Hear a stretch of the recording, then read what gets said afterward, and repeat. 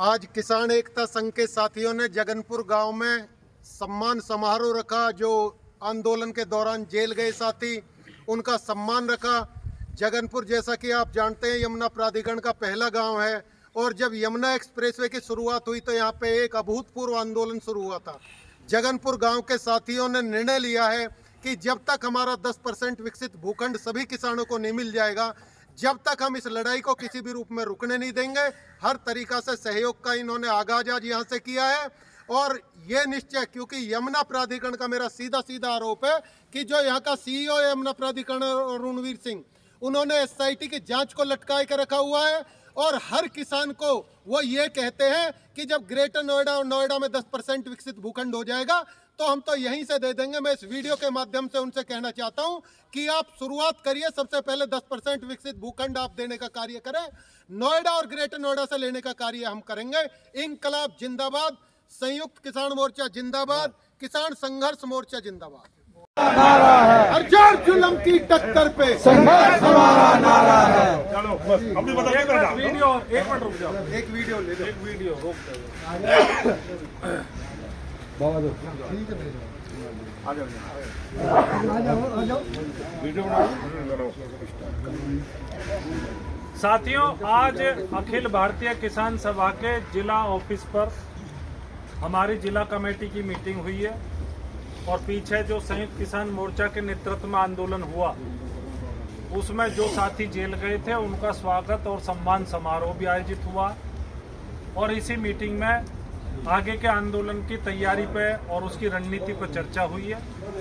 माननीय मुख्यमंत्री जी के साथ क्या बातचीत हुई थी उस पर भी चर्चा हुई है और 10% के मुद्दे पर और अन्य मुद्दों को लेकर जो बातचीत होनी है उस पर भी प्रस्ताव पास किया गया है और 10% के मुद्दे को लेकर के जो आगे लड़ाई होनी है उस पर भी चर्चा की गई। इंकलाब जिंदाबाद, जिंदाबाद जिंदाबाद, हमारी एकता जिंदाबाद, जिंदाबाद जिंदाबाद। और हमने संयुक्त किसान मोर्चा के स्थान पर, जो कि राष्ट्रीय स्तर पर संयुक्त किसान मोर्चा बना हुआ है जो एमएसपी के मुद्दे पर लड़ रहा है, तो गौतम बुद्ध नगर के न केवल मुकदमे दर्ज किए बल्कि जो साथी हमारे हिम्मत करके मेहनत करके गिरफ्तारी देने जा रहे थे, क्योंकि रणनीति ये उन्होंने बदल ली। उन्हें पता था कि यदि गिरफ्तारी के मोड में हम आ गए तो कम से कम 2000 की गिरफ्तारी देने की क्षमता गौतम बुद्ध नगर के किसानों में इस आंदोलन में थी, लेकिन उन्होंने दूसरा रास्ता इख्तियार किया। 146 किसानों की गिरफ्तारी के बाद गिरफ्तारी लेनी बंद कर दी और बदतमीजी शुरू कर दी किसानों के साथ में भी और महिलाओं के साथ में भी। और इस तरह खौफ का माहौल बनाया गया कि लोगों को गांवों में ही नजरबंद किया गया या उन्हें डराने धमकाने की कोशिश की गई, जिससे कि गांव के गांव में ही लोग रुक जाएं और गिरफ्तारी ना हो। लेकिन इसके बावजूद कई दिन तक हमारे साथी गिरफ्तारी देने की कोशिश करते रहे और उस कोशिश में उन्हें गिरफ्तार कर लिया जाता और वापस उन्हें छोड़ दिया जाता। ये सिलसिला कई दिन तक रहा और महिलाओं ने बहुत साहस का परिचय देते हुए लगातार आंदोलन में गिरफ्तारी देने की कोशिश की, लेकिन उन्होंने एक भी महिला की गिरफ्तारी को स्वीकार नहीं किया। तो ये तो एक रणनीति का हिस्सा, चाहे किसान की तरफ से हो चाहे प्रशासन की तरफ से हो। लेकिन ऐसे वक्त में मजदूर संगठन की तरफ से जब हमारी खुद किसान सभा के लोग हिम्मत नहीं कर पा रहे थे कोई फैसला करने में, कोई जनसभा करने में, कोई और दबाव डालने में, ऐसे महत्वपूर्ण समय में कॉमरेड गंगेश्वर जी के नेतृत्व में सीटू के लोग आए। उसमें कुछ सांसद भी मदद में आए और सीटू ने 12 तारीख में तमाम धमकियों के बावजूद 12 तारीख में प्रदर्शन रखा और यही वजह थी कि उनसे चिढ़कर के प्रशासन ने उन्हें फिर 19 तारीख में गिरफ्तार किया। तो ऐसे संगठन के लिए और ऐसे मजबूत साथी के लिए हम उनका बहुत ज्यादा स्वागत करते हैं, बहुत ज्यादा उनके प्रति आभार प्रकट करते हैं। जो तीसरी बात हमें आपके बीच में रखनी है वो हमारे अपनी खुद की कमजोरी से संबंधित है। तीसरी बात क्या है कि ये सरकार उस तरह की सरकार नहीं है। माफ करना, कुछ बीजेपी के लोग भी यहाँ बैठे होंगे, ये बीजेपी की बुराई का सवाल नहीं है।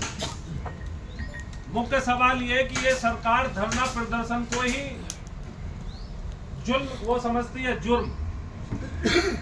इनकी नजर में धरना प्रदर्शन करने वाला आदमी बहुत खराब आदमी है और ये किसी भी धरना प्रदर्शन को अच्छा नहीं समझते।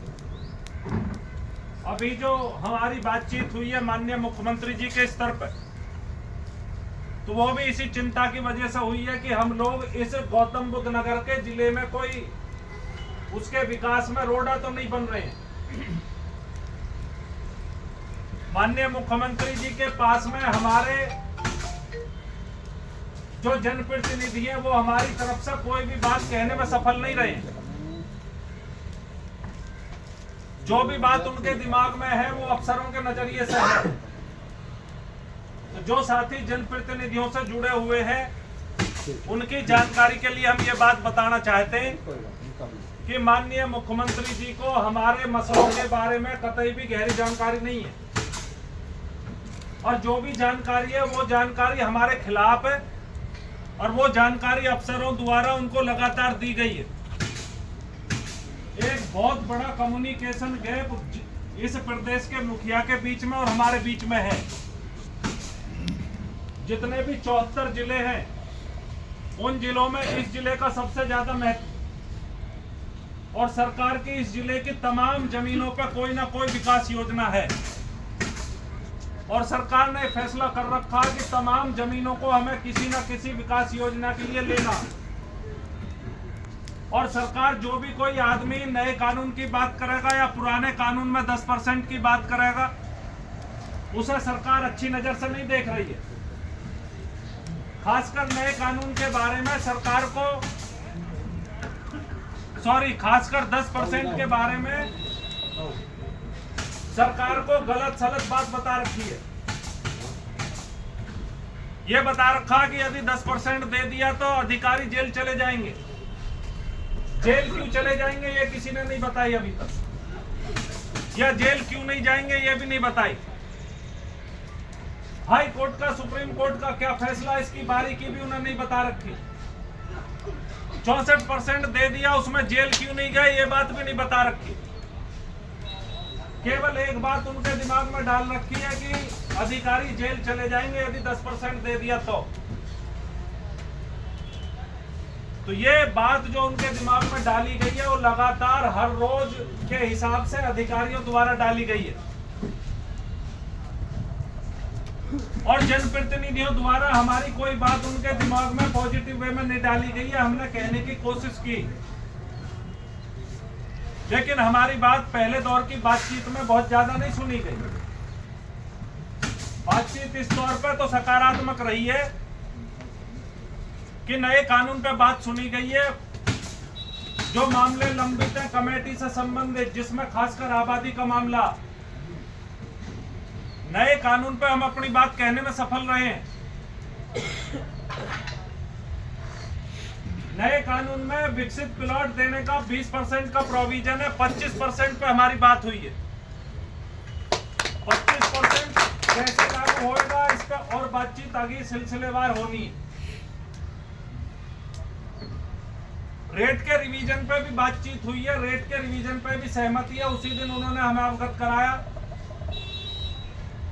कि जो सर्कल रेट के रिवीजन के संबंध में आज ही हमारी बैठक है। उनकी कोई बैठक हुई भी है उस दिन, अगले दिन अखबार में आई भी थी। तो सर्कल रेट का रिवीजन हो, नए कानून में रेट बढ़े। और तीसरी बात हमने ये भी कही कि साहब और पीछे जो संयुक्त किसान मोर्चा के नेतृत्व में आंदोलन हुआ उसमें जो साथी जेल गए थे उनका स्वागत और सम्मान समारोह भी आयोजित हुआ और इसी मीटिंग में आगे के आंदोलन की तैयारी पे और उसकी रणनीति पर चर्चा हुई है।